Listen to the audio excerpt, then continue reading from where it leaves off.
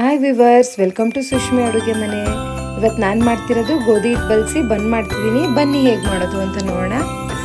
ಒಂದು ಬೌಲ್ಗೆ 3/4 ಬಟ್ಲಷ್ಟು ಬೆಚ್ಚಗಿರೋ ಹಾಲು ತೊಗೊಂಡಿದ್ದೀನಿ.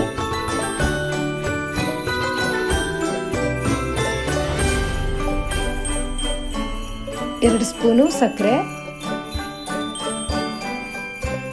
ಸ್ವಲ್ಪ ಹಾಗೆ ಕರಗಿಸ್ಕೊಂಡು 1 ಸ್ಪೂನಷ್ಟು ಈಸ್ಟ್ ಹಾಕೊಳ್ಳೋಣ. ಇನ್ಸ್ಟೆಂಟ್ ಈಸ್ಟ್ ಹಾಕೊಂಡಿದ್ದೀನಿ. ಇವಾಗ ಒಂದು ಪ್ಲೇಟ್ ಮುಚ್ಚಿ ಒಂದು 10 ನಿಮಿಷ ಬಿಟ್ಬಿಡೋಣ, ಈಸ್ಟ್ ಆ್ಯಕ್ಟಿವೇಟ್ ಆಗಲಿ. ಅಷ್ಟರಲ್ಲಿ ಒಂದು ಮಿಕ್ಸಿಂಗ್ ಬೌಲ್ ತೊಗೊಂಡು 2 ಬಟ್ಲಷ್ಟು ಗೋಧಿ ಹಿಟ್ಟು ತೊಗೊಂಡಿದ್ದೀನಿ. ಮನೇಲೇ ಮಾಡ್ಕೊಳ್ತಿರೋದ್ರಿಂದ ನಾನು ಗೋಧಿ ಹಿಟ್ಟು ಹಾಕೋತಿದ್ದೀನಿ. ನೀವು ಬೇಕು ಅಂತಂದರೆ ಮೈದಾ ಹಿಟ್ಟಲ್ಲೂ ಮಾಡ್ಕೋಬೋದು. 2 ಸ್ಪೂನಷ್ಟು ಹಾಲು ಪೌಡ್ರು, ಟೇಸ್ಟ್ ಚೆನ್ನಾಗಿರುತ್ತೆ, ಮಿಲ್ಕ್ ಬನ್ ಥರ. ಒಂದು ಚಿಟಿಕೆ ಉಪ್ಪು. ಇವಾಗ ಇದನ್ನು ಜರಡಿ ಹಾಕೊಳ್ಳೋಣ. 10 ನಿಮಿಷ ಆಗಿತ್ತಲ್ವ, ನಾವು ಈಸ್ಟ್ ಆ್ಯಕ್ಟಿವೇಟ್ ಇಟ್ಟು ಅದನ್ನೆಲ್ಲ ಹಾಕ್ಕೊಂಡು ಸ್ವಲ್ಪ ಚೆನ್ನಾಗಿ ಮಿಕ್ಸ್ ಮಾಡ್ಕೋಬೇಕು. ಈ ಸಮಯದಲ್ಲಿ ಒಂದು 1/4 ಲೋಟದಷ್ಟು ಬೆಚ್ಚಗಿರೋ ನೀರನ್ನು ಹಾಕ್ಕೊಂಡು ಚೆನ್ನಾಗೆಲ್ಲನೂ ಮಿಕ್ಸ್ ಮಾಡ್ಕೋಬೇಕು. ಚಪಾತಿ ಹಿಟ್ಟಿಗಿಂತ ತೆಳುವಾಗಿಯೇ ಕಲಿಸ್ಕೋಬೇಕು. ನೋಡಿ, ಇವಾಗ 2 ಸ್ಪೂನಷ್ಟು ನಾನು ಬೆಣ್ಣೆನ ಕರಗಿಸ್ಕೊಂಡು ಹಾಕ್ಕೊಂಡಿದ್ದೀನಿ.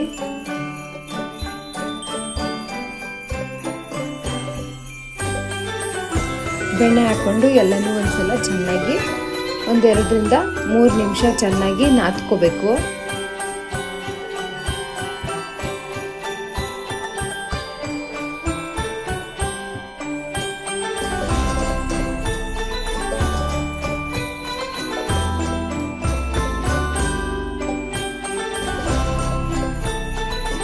ಇವಾಗೆಲ್ಲ ಚೆನ್ನಾಗಿ ನಾದ್ಕೊಂಡಿದ್ದೀವಲ್ವ, ಮತ್ತೆ ಒಂದು 5 ರಿಂದ 6 ನಿಮಿಷ ಚೆನ್ನಾಗಿ ಎಲ್ಲನೂ ನಾದ್ಕೋಬೇಕು.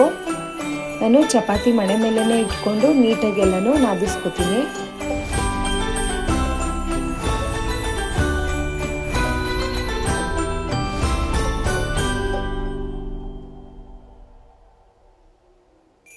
ನೋಡಿ, ನೀಟಾಗಿ ಎಲ್ಲನೂ ಚೆನ್ನಾಗಿ ನಾದಿಸ್ಕೊಂಡು ಇಟ್ಕೊಂಡ್ರೆ ಸಾಫ್ಟಾಗಿ ಆಗುತ್ತೆ. ಬನ್ ತುಂಬ ಚೆನ್ನಾಗಿರುತ್ತೆ. ನಾನು ಹೆಲ್ದಿಯಾಗಿರುತ್ತೆ ಅಂತ ಗೋಧಿ ಹಿಟ್ಟು ಯೂಸ್ ಮಾಡ್ತಾ ಇದ್ದೀನಿ. ನೀವು ಬೇಕಿದ್ರೆ ಮೈದಾ ಹಿಟ್ಟಲ್ಲೂ ಹೀಗೇ ಮಾಡ್ಕೋಬೋದು. ನೋಡಿ, ಇವಾಗೆಲ್ಲ ಚೆನ್ನಾಗಿ ನಾದ್ಕೊಂಡಿದ್ದೀನಲ್ವ, ಒಂದು ಪಾತ್ರೆಗಿಟ್ಟು ಅದ್ರ ಮೇಲೆ ಸ್ವಲ್ಪ ಮತ್ತೆ ಬೆಣ್ಣೆ ಎಲ್ಲನೂ ಹಚ್ಕೊಂಡು, ಪಾತ್ರೆಗೂ ಸ್ವಲ್ಪ ಲೈಟಾಗಿ ಬೆಣ್ಣೆ ಹಚ್ಕೊಂಡು 1 ಅವರು ನೆನೆಯೋದಕ್ಕೆ ಬಿಡೋಣ. 1 ರಿಂದ 2 ಗಂಟೆ ನೆನೆಯಕ್ಕೆ ಬಿಟ್ರೂ ಚೆನ್ನಾಗಿ ಅದು ಪ್ರೂಫಿಂಗ್ ಆಗಿರುತ್ತೆ. ನೋಡಿ, ನಾವು ಇವಾಗ 1 ಅವರ್ ಆಗಿದೆ. ಎಲ್ಲ ಚೆನ್ನಾಗಿ ಡಬಲ್ ಸೈಜ್ ಆಗಿದೆ ಅಲ್ವಾ ನಾನು ಇಟ್ಟಿದ್ದಕ್ಕಿಂತ. ಇವಾಗ ಸ್ವಲ್ಪ ಎಲ್ಲನೂ ಚೆನ್ನಾಗಿ ಮಿಕ್ಸ್ ಮಾಡಿಕೊಂಡು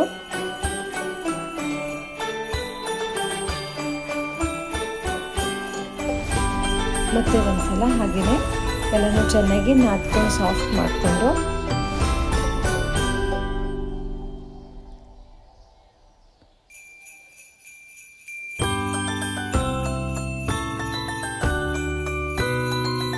ಈಗ ಇದನ್ನ ನೀಟಾಗಿ ಕಟ್ ಮಾಡ್ಕೊಳ್ಳೋಣ.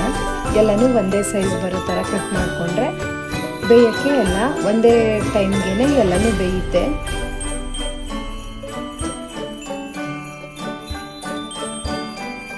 ನಾನು ಸ್ವಲ್ಪ ಸಣ್ಣ ಬನ್ ಮಾಡ್ತಿರೋದ್ರಿಂದ ಸಣ್ಣಗೆ ಕಟ್ ಮಾಡ್ಕೊತಾ ಇದ್ದೀನಿ. ನೀವು ಬೇಕಾದರೆ ದಪ್ಪಕ್ಕಾದ್ರೂ ಕಟ್ ಮಾಡ್ಕೊಂಡು 4 ಬನ್ ಆದರೂ ಮಾಡ್ಕೋಬೋದು.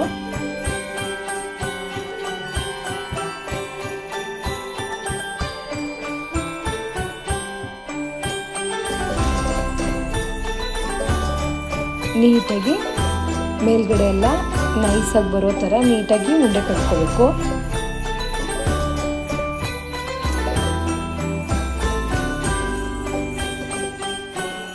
ನೋಡಿ, ಅದು ಮೇಲ್ಗಡೆ ಎಲ್ಲ ಇರುತ್ತಲ್ವ, ಅದನ್ನೆಲ್ಲ ಸೀಲ್ ಮಾಡಿಕೊಂಡು ನೀಟಾಗಿ ಸಾಫ್ಟಾಗಿ ಉಂಡೆ ಕಟ್ಕೊಳ್ಳೋಣ.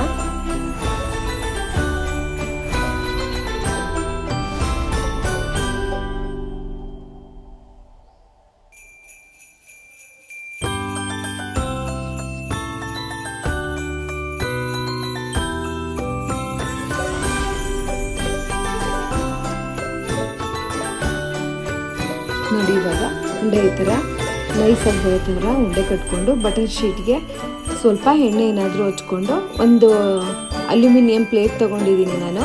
ಅಲ್ಯೂಮಿನಿಯಂ ಪ್ಲೇಟ್ ಮೇಲೆ ಬಟರ್ ಶೀಟ್ ಇಟ್ಕೊಂಡು ಅದಕ್ಕೆ ಸ್ವಲ್ಪ ಎಣ್ಣೆ ತುಪ್ಪ ಏನಾದರೂ ಹಚ್ಕೊಂಡು ಇಟ್ಕೊಂಡ್ರೆ ಅದು ಅಂಟ್ಕೊಳ್ಳಲ್ಲ.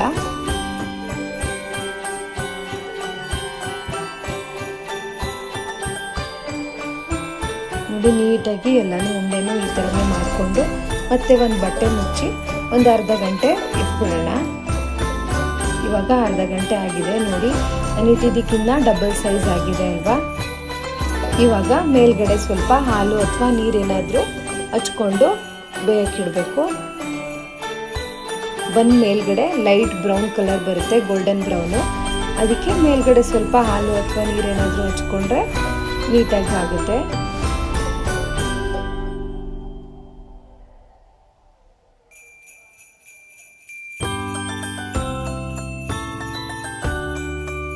ಇವಾಗ ಸ್ವಲ್ಪ ಮೇಲ್ಗಡೆ ಬಿಳಿ ಎಳ್ಳು ಹಾಕೊಳ್ಳೋಣ, ನೋಡೋಕ್ಕೂ ಚೆನ್ನಾಗಿರುತ್ತೆ. ಬೇಕಿದ್ರೆ ಹಾಕೊಳ್ಳಿ, ಇಲ್ಲಾಂದ್ರೆ ಹಾಗೇನೆ ಇಡ್ಬೋದು.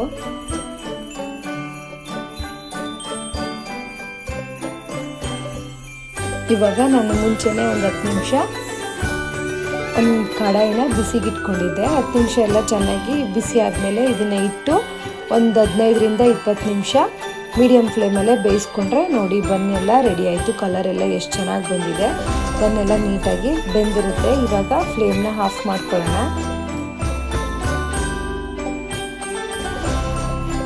ಎಷ್ಟು ಸುಲಭವಾಗಿ ಮನೇಲೇ ಬನ್ಸ್ ಎಲ್ಲ ಮಾಡ್ಕೋಬೋದು. ಹೊರಗಡೆ ಮೈದಾ ಹಿಟ್ಟು ಬಂದು ತಗೊಳ್ಳೋದಕ್ಕಿಂತ ಮನೇಲಿ ಮಕ್ಕಳಿಗೆ ಹೆಲ್ತಿಯಾಗೂ ಮಾಡ್ಕೊಡ್ಬೋದು. ಮೇಲ್ಗಡೆ ಎಲ್ಲ ಸ್ವಲ್ಪ ಬೆಣ್ಣೆ ಹಚ್ಕೊಂಡ್ರೆ ನೋಡಿ ಗ್ಲಾಸಿಯಾಗಿ ಎಷ್ಟು ಚೆನ್ನಾಗಿ ಕಾಣ್ತಿದೆ ಬನ್ನು.